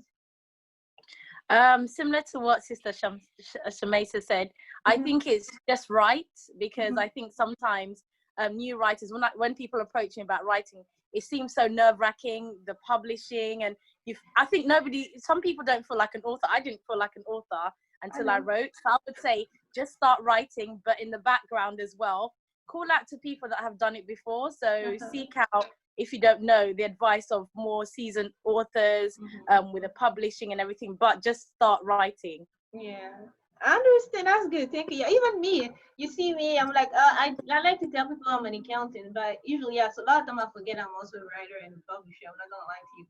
That's a good thing about it. I try not to get those things to get to my head. Yeah, but if I had a unique advice to give to writers, so not to forget the soul part of it, because usually everybody's focused on mind and body, but we forget that it has to be also soulful. It has to have motivational quotes. Like I read once time, this woman said, she's a seasoned writer, and she said one of the bad advice that people can give to a new writer is tell them to show and tell. The show and tell is a really bad advice to give to new writers. And I, as I wrote, and then I've been writing for a long time, I know she's right, because sometimes everybody has different style of storytelling, and show and tell is just a little more. Even show and tell is also storytelling, it's being told. So it's like all this is focused on the cosmetics, on getting your thing out, but they forget to tell you that also, the writing has to be soulful, like you have to have advices for your mind, advices for your for the body, but also advices for the soul. So that's the reason I like motivational quotes that have nothing to do, I have something to do with writing, but also talk to your soul. It's like this part of it, a lot of people dismiss that. So you cannot just say, okay, you need to be able to write 25 chapters, or plus it has to be 40,000 words, but they forget to tell you that you need to nourish your soul. You need to know that what you write is not going to be for everybody. No, you don't understand what I'm saying. It's like people need to give advice also to the soul. If you get hurt, it's fine. This happens too. Like everybody is so focused on, the book needs to be 6 by 8. It needs to be like this. It needs to be 32 pages. It needs to be, the grammar. every people are focused on the book. There needs to be more advice on nurturing the soul of the writer. So if you look on my publishing page, you will see that I usually have these kind of quotes. Who come first? The writer. So that's the kind of advice they need to add. And everybody, like, I wish people gave me that kind of advice when I started writing, because I got my soul bruised so many times, right? A lot of time I didn't know how to deal with it. Sometimes I don't even know. It's like, because every time you write new books, you'll be slammered. Like, even the season authors, they get slammered with like good and bad reviews. And the bad reviews sometimes are pretty mean. But we have to know how to take all these, even the bad writers, the good writers, would say, like the bestsellers, they get these, but they have to a way of dealing with wounds. That's what I'm trying to say here. I'm rambling, but that's what I'm trying to get at. You have to have a coping mechanism to know how to deal with bad reviews, how to deal with your, so when you run out of energy, ideas and stuff like that. So, that's it. The soul. All this to say that your soul you need to have advices for your soul. So that's it. So now I think we got to all the questions. Inshallah, we get the input of Sister Sarah, because she couldn't make it because of the health damage they had. But I will still incorporate it in the final video, inshallah. So before we end this, I'm gonna ask our audience members, Shohada and Amima, thank you for coming. If you have any questions for us, please do so at this moment. Otherwise, we're gonna end and say goodbye here. Alhamdulillah, thank you for inviting me. Thank you so much for showing up, and thank you for supporting us. We appreciate it. Thank you so much, and we hope that in 2 days everything goes. You guys, it is to your liking, inshallah. In 2 days, on the 23rd, on the 25th, inshallah, I'll post everything, and I hope you like all the design, the cosmetic, and the crafty, the crafty side of it, inshallah. Thank you so much for being with us, and I hope people, the audience, learn something from it, and happy festival. Assalamu alaikum, everyone. Thank you so much. Wa alaikum assalam wa rahmatullahi wa barakatuh. Thank you so much. Okay. Assalamu alaikum.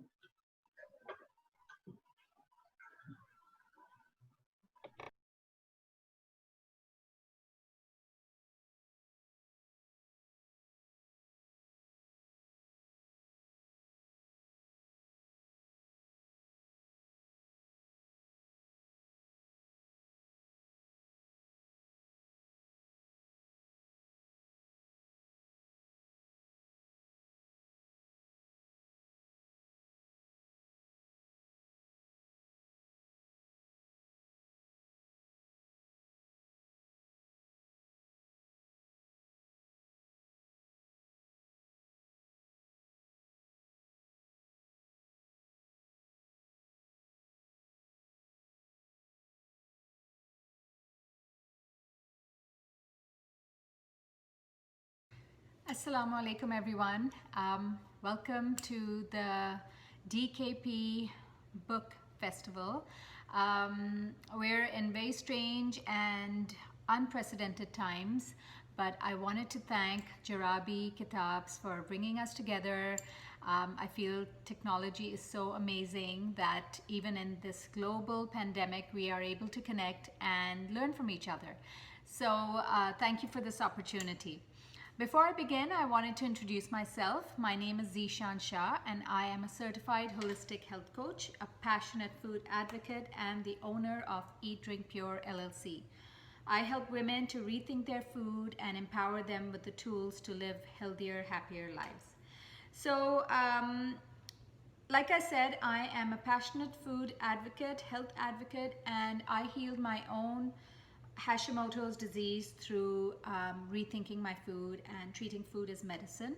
And in the words of Dr. Mark Hyman, food is information, and it communicates with our genes.